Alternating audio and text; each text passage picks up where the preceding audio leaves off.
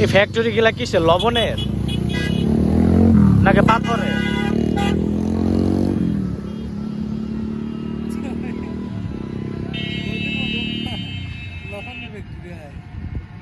হ্যাঁ জানো না, ওই যে কক্সবাজারতে নিয়া নদীর এই জায়গাতে পার করে আর ফ্যাক্টরি দেয়, আমি দেখছি।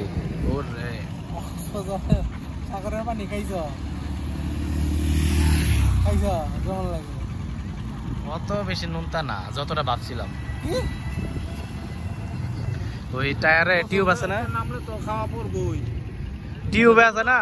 না না কইতাছে নদীতে লবণ নাই, এটা লেখা তো হইতাছে যে কোন নদীতে নদী না পাগলা, তুমি আমার কথাই বোঝো না। বলছি কক্সবাজারতে নৌকাত করে লই আয়া এই যে রিসিভ করে, পরে পরিশোধন করে। হ্যাঁ তাহলে খেত কি দুই জায়গা? কোন খেত? লবণ তো খেত করে।